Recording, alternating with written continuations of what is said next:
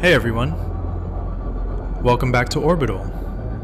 Today, we're finally getting our hands on a ship I've been waiting to look at for a massive chunk of my Star Citizen journey, the Gatac Railen. We're going to look at what this thing brings to the alien ship pool, check out its pretty wild quantum jump effects, and finish up with some low altitude flight over Walla. Grab a drink, settle in, let's go Orbital.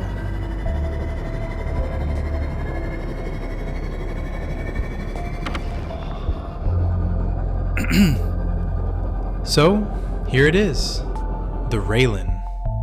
And honestly, no concept art, no trailer, none of those screenshots I spent years staring at on the forums actually prepared me for standing right next to it.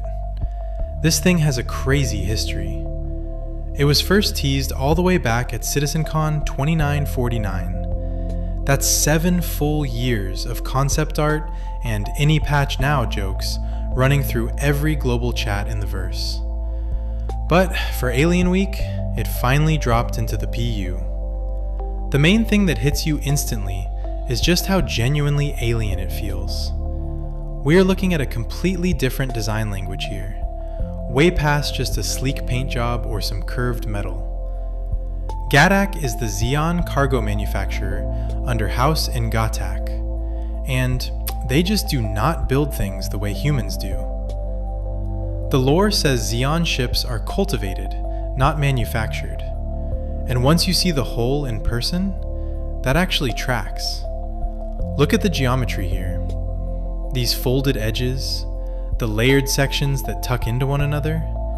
It honestly looks like it was grown in a lab somewhere, rather than welded together on a factory floor in Loreville. The silhouette is pure insect. The nose tapers down into these sharp cheekbones, and then the body widens out into these massive cargo flanks. It's incredibly aggressive for a freighter. The pods hold 640 SCU of external cargo, locked into magnetic fields. Because it's external, you can load boxes from basically any angle. If you're running solo, the 2 rear tractor beams handle the work without needing a co-pilot. That capacity puts it right in the middle of a massive comment section debate. At 640 SCU, it holds up surprisingly well against the C2's 696, or the Caterpillar's 576. The dimensions on this thing are wild. It's 53 meters long, 52 meters wide, but it stands 67 meters tall. Just picture that layout. It's taller than it is long. Every single human hauler we have stacks us horizontally. Flat decks, long hallways, warehouses on their side. The Xi'an just turned the whole concept on its head and went vertical. The interior is 3 full stories tall, with an elevator spine right through the dead center. It's basically a flying apartment tower. Getting inside happens 2 ways: a Grav-Lev lift at the bottom for ground entry, or the top docking collar for stations.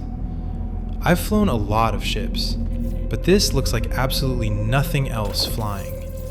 It doesn't borrow a single line from RSI, MISC, or Anvil. It also dropped alongside a little companion snub called the Tailui. That's a huge deal because, for years, alien ships were strictly limited to light fighters like the Khartoul or the Talon. Now, an alien manufacturer is moving directly into the civilian trade routes. It took 7 years, but it's a reality now. Sitting in the pilot's seat, the layout is incredibly unique. You don't get the standard blocky MFDs or toggle switches you'd find in a Connie. Everything wraps around you in a smooth arc. The controls feel slightly different from what your muscle memory expects, but once you get moving, it feels incredibly intentional. One detail a lot of people miss: Xi'an ships use low latency artificial gravity. It means the interior grid stays totally stable, even during hard banks, so your boxes and crew aren't flying around the room. When you spool the engines, it doesn't roar like a Carrack. There's this low, deep, harmonic hum that slowly builds pitch. It feels less like mechanical ignition and more like the ship is waking up.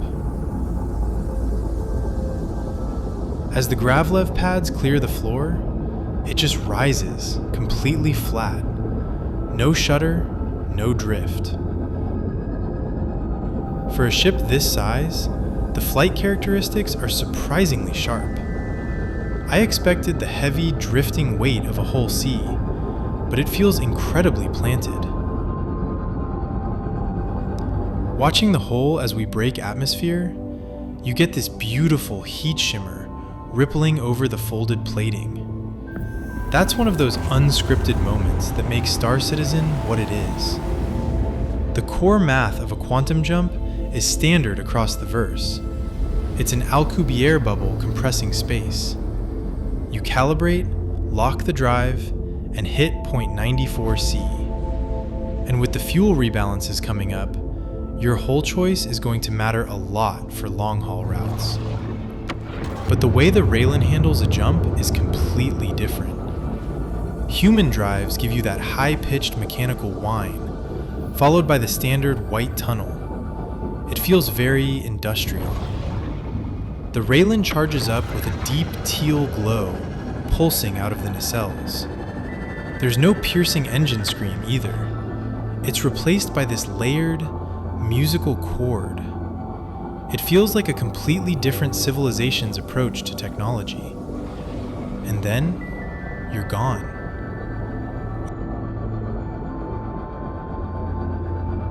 Coming out of warp, Walla fills the canopy. Most people just skip right past this moon on their way to ArcCorp or Area 18. It's usually just a spot on the nav map for miners, but if you drop down low, it's an incredible place to fly. Geologically, Walla is prolate, meaning ArcCorp's gravity has literally stretched it out of a perfect sphere over millions of years. When you get right down to the deck, you can actually feel it. The horizon has this slight, unnatural curve to it that looks completely different from a standard moon. Flying at high speed down here brings out the best in the flight model. The Grav-Lev tech keeps the ship completely locked to its vector. There's none of that loose, floaty drift you usually get with massive cargo haulers in atmosphere. The landscape is completely desolate, but those teal geode veins and bright cyan crystal clusters stretching across the gray rock look incredible. It matches the hull perfectly. The dark metal plates pick up that ambient cyan glow reflecting off the surface and throw it right back at the camera. Banking hard around this ridgeline, somewhere down in these ravines are the sand caves from the 3.18 tech update. The visibility from the pilot seat is massive for a ship of this scale. The wraparound canopy gives you a completely unobstructed view. You don't feel like you're looking through a slit in an armored box. You're just out in the environment. Skimming the terrain like this makes you realize the sheer scale of the world. It's exactly why I love flying using VKB Omnihoses in this game. This is the exact kind of flight I built this channel to showcase. Away from the bounty loops and the meta progression, just enjoying the universe for what it is. Is the ship flawless? Definitely not. We're still dealing with alpha quirks. The $225 price tag is going to cause endless debates between the min-maxers and the people who buy ships strictly for the aesthetic.